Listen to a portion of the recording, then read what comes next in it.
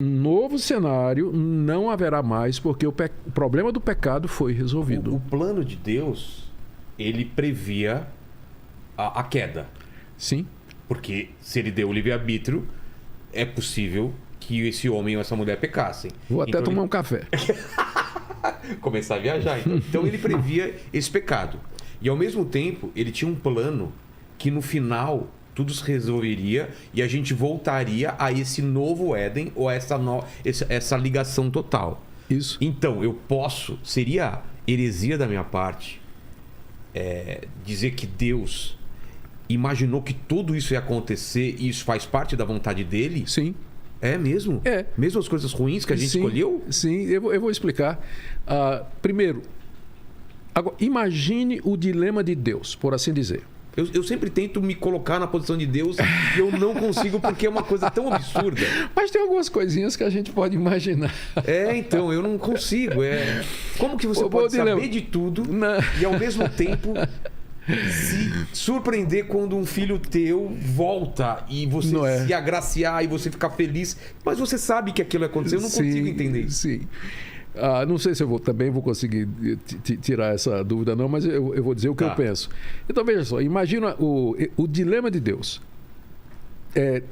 Ter com ele, para ele, por toda a eternidade, uma raça de seres à imagem e semelhança dele, que voluntariamente quisessem ficar com ele, sem possibilidade de outra decisão. De outra decisão. Eu coloco isso com meu filho. Eu não queria isso pro meu filho. Bom, agora imagina que ele fosse obrigado a me amar. Ele não teria outra opção. Que vantagem tem? Pois é, então, Deus poderia ter feito pessoas assim e obrigado essas pessoas a amá-lo. Um robô. Ou então, Deus poderia criar a história da redenção, uma história onde as criaturas, onde de uma maneira que nós não sabemos, Deus, é uma das coisas que eu não sei, de uma maneira porque a Bíblia não explica também, Deus conduziria todo o processo de forma que o final fosse esse, mas através das decisões, e aqui vem, livres, espontâneas, voluntárias de suas criaturas morais, que são os anjos e os homens. Através das decisões livres dos anjos, dos homens, Deus constrói a sua história de forma que o final dela vai ser esse aí. Aí vem a grande questão. Como é que Deus pode ser soberano e nós podemos ser livres? E essa é a resposta para a qual essa é uma pergunta para a qual os teólogos não têm uma resposta, porque as respostas que são tentadas ou que foram dadas, elas acabam ou anulando a soberania de Deus, como por exemplo a teologia relacional, que há pouco tempo foi defendida por pastores aqui, inclusive famosos de São Paulo, dizendo que... lembra daquele tsunami que teve na costa da Ásia? Claro. Aí o pessoal veio em cima de... Por que Deus... permitiu? Deus não sabia que aquilo ia acontecer? Por que ele permitiu aquilo ali? Resposta desses pastores: Deus não sabia. Deus não conhece o futuro. Deus não é onisciente.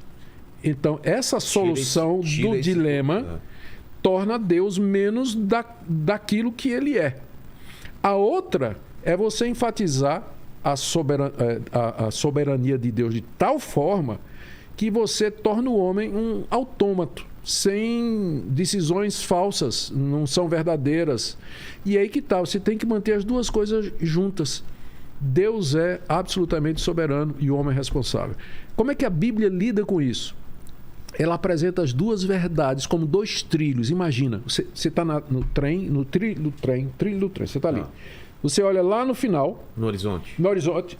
As linhas se encontram.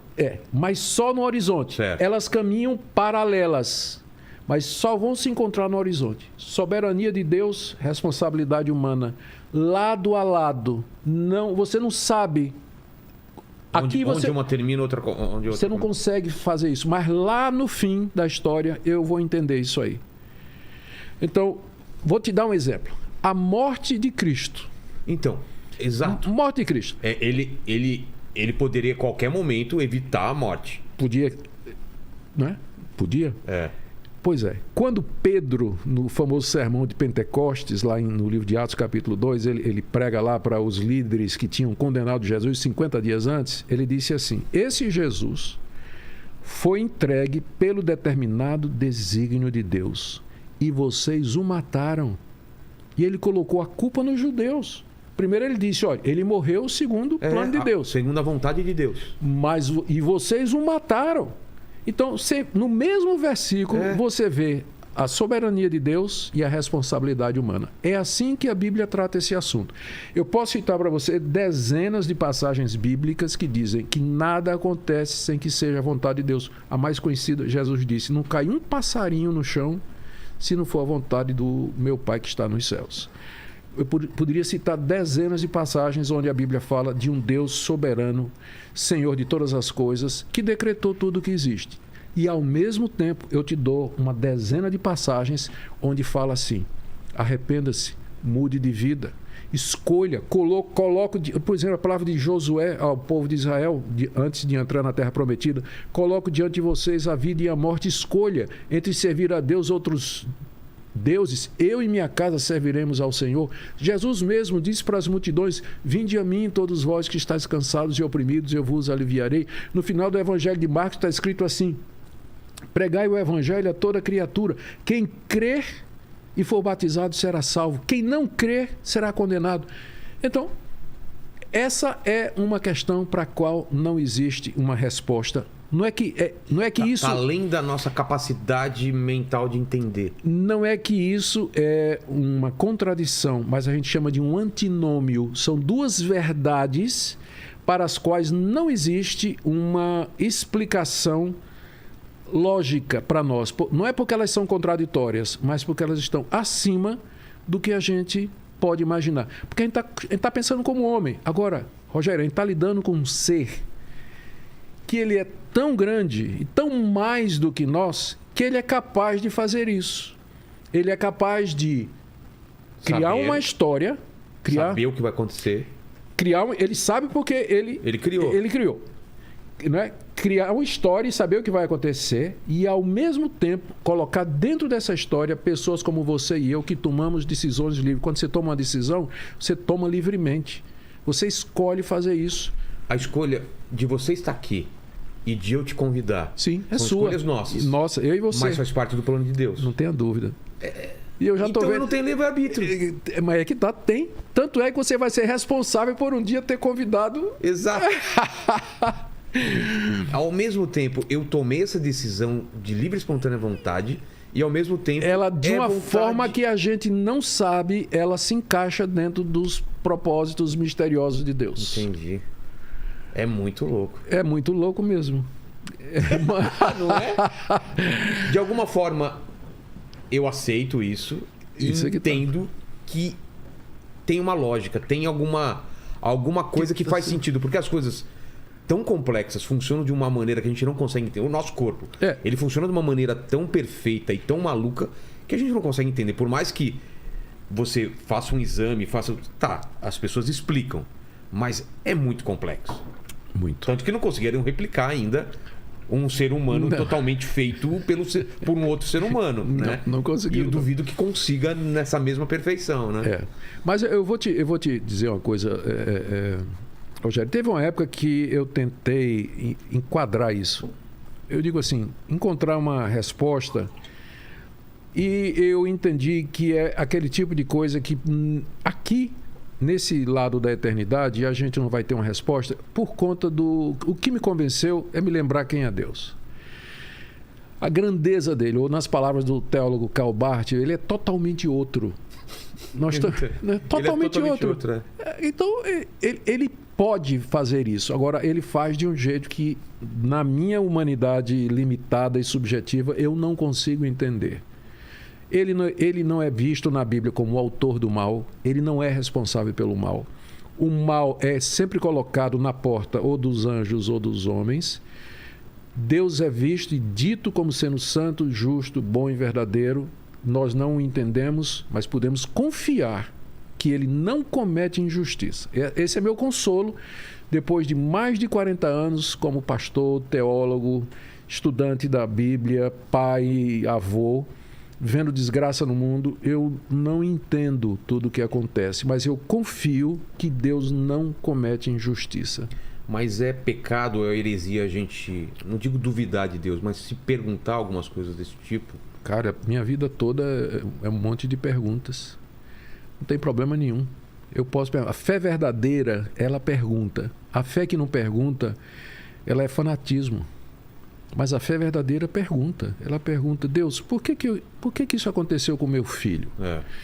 Deus, por que aconteceu essa guerra aí com tanta gente morrendo? Deus, por que eu pedi ao Senhor isso aqui e não aconteceu? Deus, por que aparentemente os ímpios prosperam e aquelas pessoas que querem fazer o que é certo, elas só levam na cabeça? Por quê?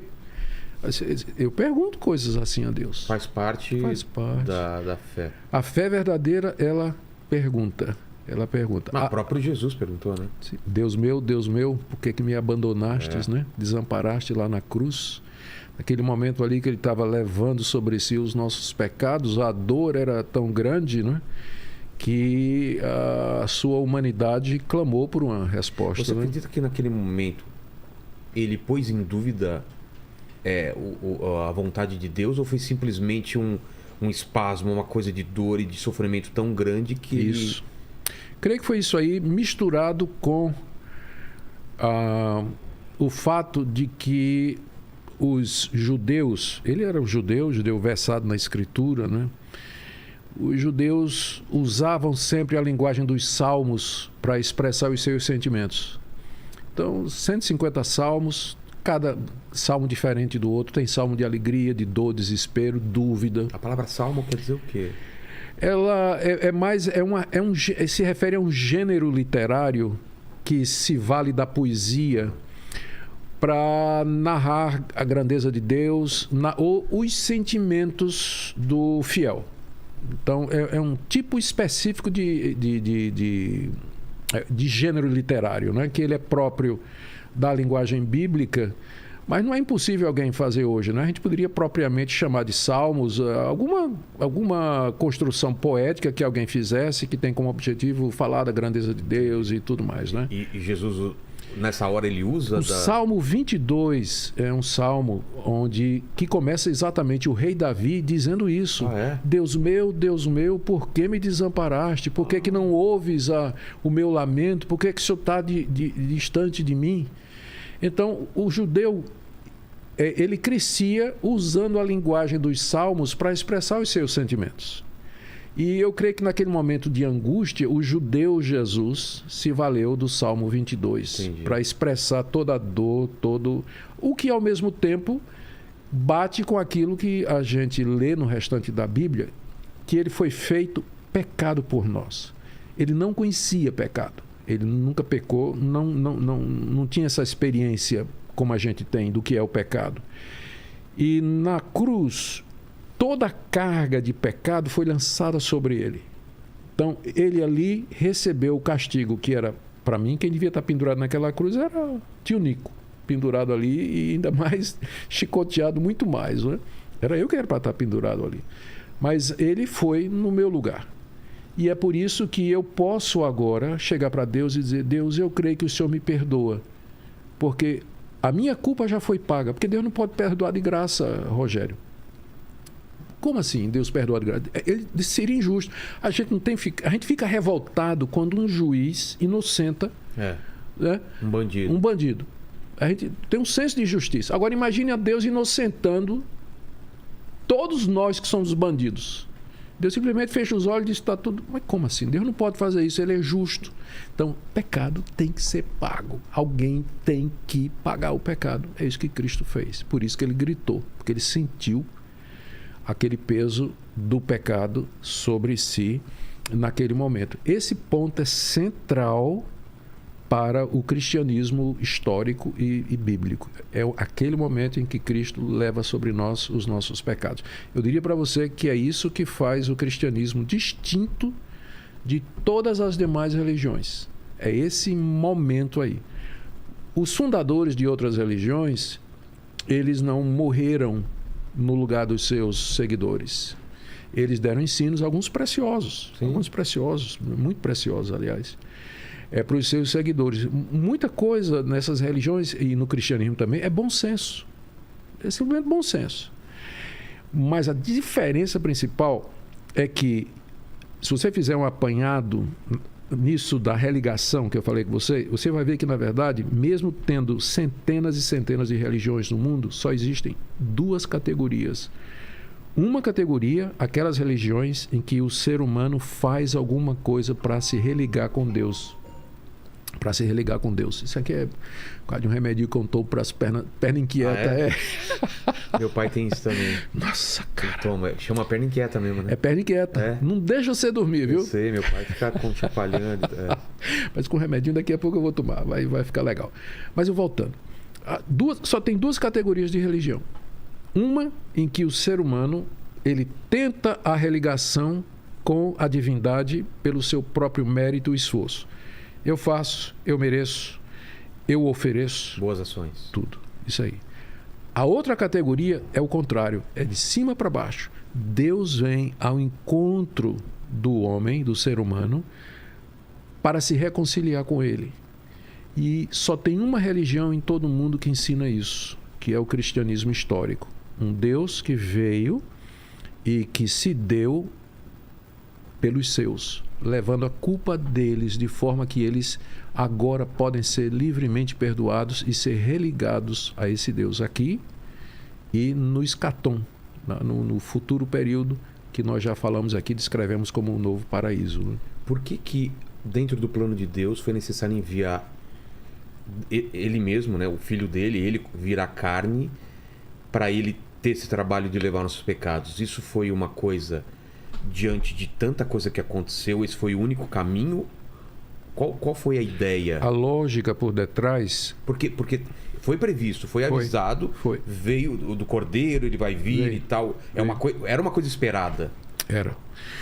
A lógica por detrás disso aí era que não se podia, em todas as religiões, você não pode se aproximar da divindade sem sangue, sem sacrifício. A não ser algumas religiões orientais mais recentes, que a gente chama... agora me foge o nome, daqui a pouco ele aparece. Em que elas são basicamente uma filosofia. Entendi. Tá certo? Como o hinduísmo, por exemplo, ou o próprio budismo, que seria o melhor exemplo, né? Que é mais uma filosofia.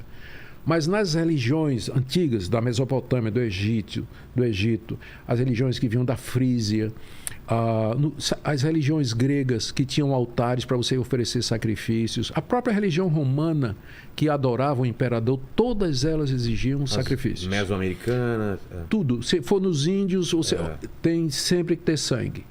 A ideia é... De onde veio isso aí? A ideia é que que a divindade requer o pagamento pela culpa. Então, no caso de todas as religiões, você oferece o pagamento pela culpa. Você traz o seu melhor animal, você traz tal, sacrifícios humanos, exatamente, isso tudo. O inimigo, o escravo. No cristianismo foi o contrário. Deus, como João Batista diz quando viu Jesus, eis o Cordeiro de Deus que tira o pecado do mundo. Deus mandou um cordeiro para ser oferecido como sacrifício. De alguém que expia os pecados. Exatamente. Tinha aquela ideia do bode expiatório, né? Tudo isso estava previsto, como você falou. Estava escrito direitinho no Antigo Testamento, antes de Cristo. E por que os antigos tinham essa necessidade de um animal ou alguém... Ou era o animal ou era ele. Porque alguma coisa pagar pelos pecados dele...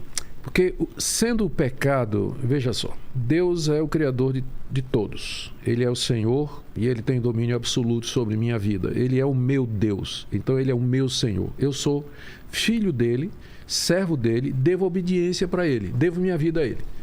Então, a desobediência a Deus, o virar as costas para Deus, o renegá-lo, é de tal forma, é de tal ordem que exige a minha vida. É a pena de morte. O castigo é pena de morte. Então, ou eu, ou alguém no meu lugar. Tá. Ou alguma coisa no meu lugar. Tá? Porque O apóstolo Paulo, ele descreve isso na carta aos Romanos, capítulo 3, verso 23. O salário, no capítulo 6, verso 23. O salário do pecado é a morte. Qual o preço, qual o resultado do pecado? A morte. Se não for a minha, vai ter que ser de alguém, em meu lugar, ou de alguma coisa. Deus enviou essa pessoa. Por que tinha que ser ele mesmo? Porque, Rogério, se fosse um de nós, eu ou você, que fosse morrer na cruz, nós só estaríamos morrendo por nós mesmos.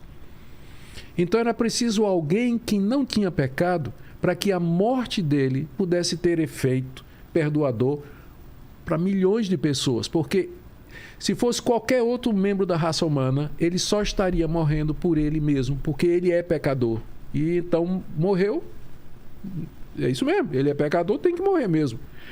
Mas Jesus Cristo não tinha pecado, conforme os evangelhos nos contam. E os seus primeiros discípulos escreveram no Novo Testamento. Ele nunca cometeu pecado. Então, é por isso que a morte dele é tão importante para nós. Porque ela como que cria com base nela, Deus pode chegar e dizer: Rogério, você está perdoado. Entendi. Completamente perdoado. Tudo que você fez